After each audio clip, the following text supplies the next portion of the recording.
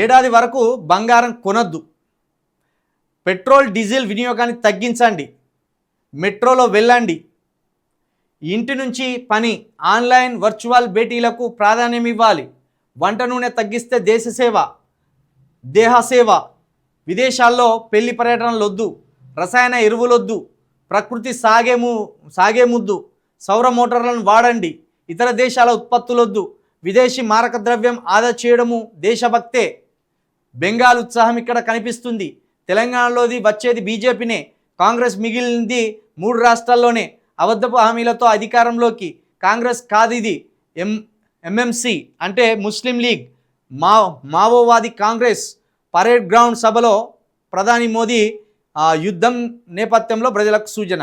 ఇవన్నీ చెప్పే బదులు వంట నూనె గ్యాస్ తగ్గించాలి, లేకపోతే ఆన్లైను పని చేసుకోవాలి, వర్చువల్ భేటీలకు అవకాశం ఇవ్వాలి, రసాయనాలు వాడొద్దు, ప్రకృతి సేవ సాగే ముద్దు, విదేశాలకు వెళ్ళొద్దు, ఇవన్నీ మాట్లాడే ముందు అసలు అభివృద్ధి ఆగిపోయింది, మాకు పాలించడం శాతనైతే లేదు, మాకు అభివృద్ధి చేయడం శాతనైతే లేదు ఆయన ఒక్క మాట చెప్తే అయిపోయింది. భారతదేశం ప్రమాదంలో ఉన్నది, భారతదేశంలో ఏ క్షణమైన ఆర్థిక మాధ్యం రావచ్చు, మనకి ఏది దొరికే పరిస్థితులు లేదు, అందించే పరిస్థితుల్లో నేను లేను, నాకు అంత శక్తి లేదు, మా బీజేపీ ప్రభుత్వాన్ని దేశంలో ఏది అందించే అవకాశమే లేదు అని ఉన్నమాట చెప్తే అయిపోయా. ఇది చెప్పకుండా కట్టుకథలు అల్లుకొచ్చుకుంటా కట్టుకథలతోటి ప్రజలను నమ్మించాలని చూస్తేంది. నువ్వు పెట్రోల్ వాడద్దు, డీజిల్ వాడద్దు అంటే మళ్ళీ ఎడ్ల బండ కాడికి తీసుకొస్తాను సంసారం అని అర్థమైపోతుంది. అంటే పెట్రోల్ దొరికే పరిస్థితి లేదు, డీజిల్ దొరికే పరిస్థితి లేదని చేతులు ఎత్తేసింది బీజేపీ.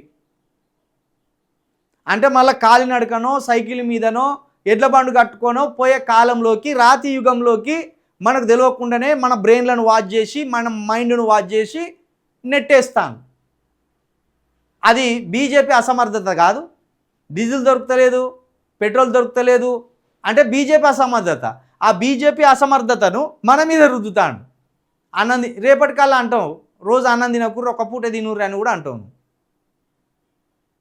అట్లనే అనేటట్టున్నారు. ఇప్పుడు వంట నూనె తగ్గిస్తే ఏం చేయాలి మరి? నీళ్లు పోసుకొని గడక చేసుకోవాలా, లేకపోతే వచ్చిదే అన్నం అనుకొని నీళ్లు పోసుకొని పిసుకొని తాగాల? కూరలు చేసుకోవద్దన్నట్టే కదా. వంట నూనె తగ్గిస్తే దేహ సేవ అంటే ఉపాసం ఉండుర్రా అని చెప్తానవా, కడుపు కట్టుకోర్రా అని చెప్తానవా, కూరలు వండుకోకుర్రి అని చెప్తానవా, ఆఖరికి నూనె కూడా అందించే దమ్ము మా ప్రభుత్వానికి లేదని చెప్తున్నావా? దేశ సేవ ఎట్లయితుంది వంట నూనె తగ్గిస్తే? ఇంట్లో కూరలు వండుకోవద్దన్నట్టే కదా. అంటే కారం పొడో పచ్చడో నూరుకొని బతుకమంటున్నావు, అంతే కదా. మరి వంట నూనెలు వాడకుండా ముందు రోజు ఒక వారం రోజుల పాటు మీ పిఎం ఆఫీసులో చూపియ్యారు, మీరు ఏం తింటాలో చూపియ్యారు. మీరేమో 4,000 రూపాయల పుట్టగొడుగులు వండుకొని వాటిని ఫ్రై చేయించుకొని మీరు తినాలి, మమ్మల్ని ఎండో పెట్టుకోమంటారు. వంట నూనె వాడకుండా ఏం తినాలి మరి? అది చెప్పాలి కదా ముందు.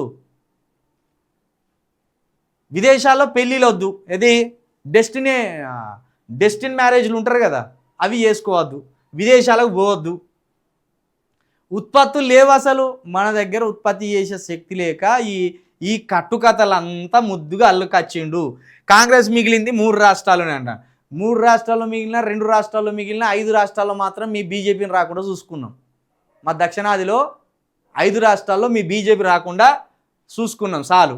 కాంగ్రెస్ ఇది ఎంఎంసి అంటే ముస్లిం లీగ్ మావోవాది కాంగ్రెస్. మీరు ఏమన్నా అనుకోరు, కాంగ్రెస్ మాకు సంబంధం లేదు. మా దక్షిణాదిలో మాత్రం మీరు అవసరమే లేదు మా దక్షిణాదిలో. ఇప్పుడు బీజేపీ ప్రభుత్వం మన అందరినీ ఉపవాసం ఉండమంటుంది, మాకు శాతన కాదని చెప్తుంది బీజేపీ ప్రభుత్వం. ఏం లేదు, డీజిల్ వినియోగాన్ని తగ్గించండి అంటే మళ్ళీ ఎలక్ట్రికల్ స్కూటర్లనన్నా అందుబాటులో పెట్టాలి కదా. నువ్వు అట్లా అంటే విద్యుత్తుని 24 గంటలు నువ్వు అందించాలి కదా. మరి అట్లా అందిస్తానవా? అట్లా కూడా అందిస్తలేవు.